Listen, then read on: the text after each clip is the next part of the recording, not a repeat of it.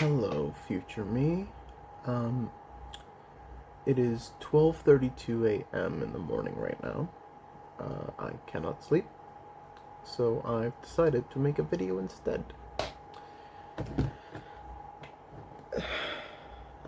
I've been sitting on an idea for a little bit, which is specifically regarding where I want to take my research. I've been debating it a lot. I have a lot of possibilities, a lot of options. But I feel like the coolest direction will be trying to make magic real. Now, I'm gonna preface this by saying,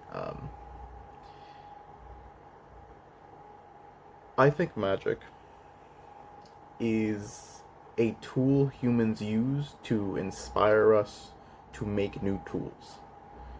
I've recently been watching a lot of Witch Hat Atelier, and honestly also a lot of coding and a lot of programming and a lot of computer information things. And especially with the Witch Hat Atelier magic system resembling so much programming, I think it has reminded me really of just how much what we have right now, by all definitions, is magic. I was thinking about my dog the other day, who knows nothing of the infrastructure that humans have put in place to enable much of modern life. All she knows is that there is a magic box that when I open, food comes out. And there is a magic thing next to it that spews out fresh, clean water all the time. Which realizing that, I think is wild. I think that's crazy. Like, I think if when I thought about it like that, I was like, okay, maybe magic is more real than what I thought it was. Now, I went on this whole tirade as well mentally of it being like, oh, what's the difference between sci-fi and magic? And I've come to the conclusion that there's really not. The difference between magic genres and sci-fi genres is that sci-fi actually shows the infrastructure that is needed to make magic real. That's the only difference. Magic by itself is like the pure essence of like, hey, what the fuck could we do? Like, whoa, what's cool about that? And then sci-fi is like, okay, so how do we make that real? And so I think this is the first video that I want to make building towards that future. So this is a form of a research vlog, a research diary, a research something. Specifically regarding gravitational computing. I'm starting my PhD in 2 months. I'm by no means any kind of expert in this. I just really like science and magic. And I think part of me, future me, you might be able to confirm this or not, but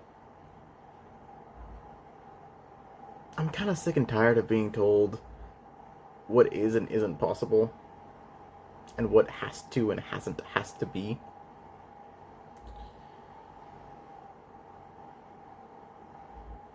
Just for some context, at this point in my life, I spent a lot of time trying to figure out what the correct answer is to a lot of things, like how to go about something correctly. I've realized that I've been trying to find meta-knowledge, like knowledge of how to do things. And although I think there is some good material out there, I think the current systems that we have in place don't really teach that at all. Which I think is how it's supposed to be. Like, you're supposed to figure that out on your own. But with AI coming into the picture of a box that thinks for you, things are kind of changing quite rapidly. And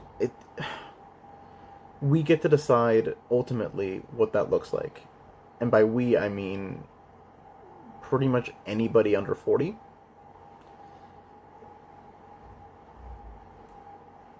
like, currently everything is put in place into the CEOs deciding all that stuff. But at the end of the day, how we use it determines it.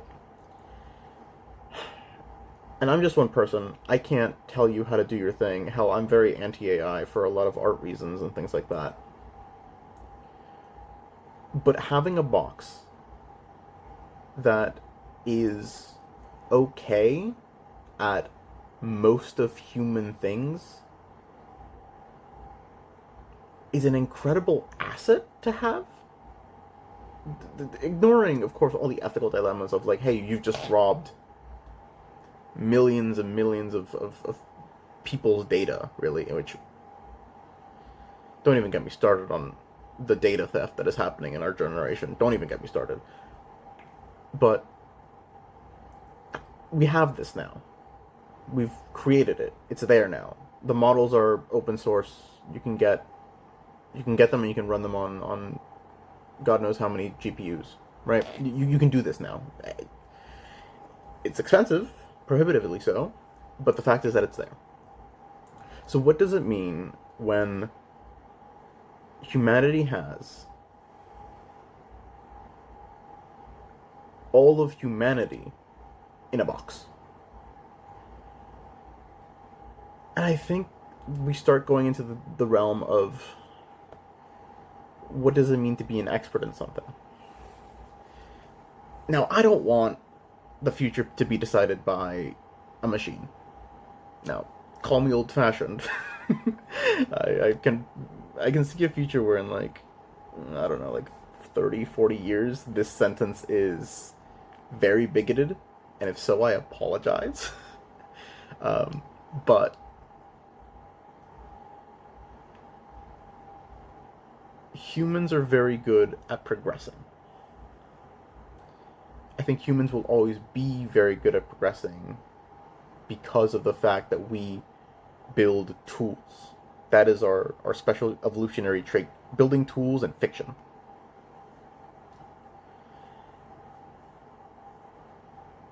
And there are a lot of experts out there in the world, people that are really, really good at their very specific thing. And that is very, very useful, very, very important. We need more people like that.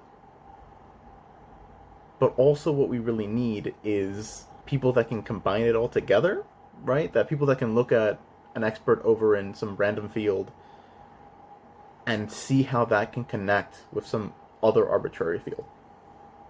And that's what I want to do, you know? That's my thing. I tried really hard to be that expert in that one specific thing, but it's just not working for me. It's just, I'm just not built like that. I could, like, there's nothing stopping me. Like, I have the capability to do so. It just doesn't seem as fun. That's really the main thing. It just doesn't seem as fun as just learning everything that I can. And of course, you know, that will restrict my possibilities in the future, but I think it's a choice I want to be responsible for. Now, how that actually plays out, we'll see in 2 months, because the current systems are very much set in place to, hey, you are a specific thing, go be that thing. So working around that is kind of difficult and kind of hard, and I'll keep you posted how that works.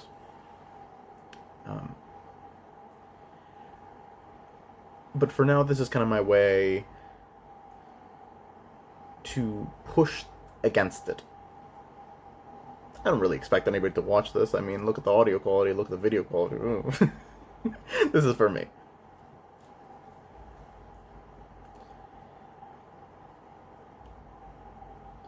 I think a big proponent that we're going to see in the next 10-ish years is going to be open source software. I've been seeing a lot of videos about people making their own MP3 players, for example. If I do edit this video, this channel, and this channel, and then I've also seen YouTubers doing a kind of research, which again, this channel and this channel, and making that more community driven. And then today I saw a video by Hank Green, this one right here, where he just kind of, you know, mentioned that hey, research is going to look kind of different in the next 10 years, and we don't really know how that's going to look like. I think it might be something like this, where it's completely open source. You have specialists that are really good at what they do, and they can freely contribute to whatever it is that they want. And then there are people that can put it all together, find the people that they need, and make what they need to make.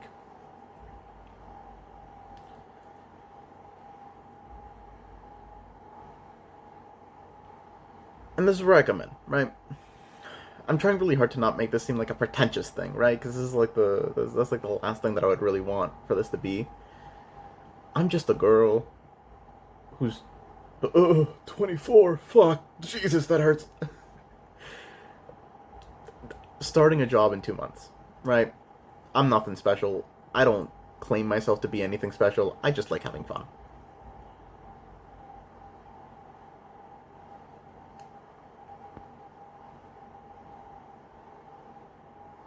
And I'm really, really, really bad at sticking to projects. But I'm really, really good at starting projects. And so, hey, it's 12:43 in the morning right now. I could not sleep. Might as well start another one. Let's see where it goes. So this is the end of the first sort of research vlog. Not a lot of research in this one, but I guess this is the introductions, so it's kind of necessary. When will this be updated? God knows.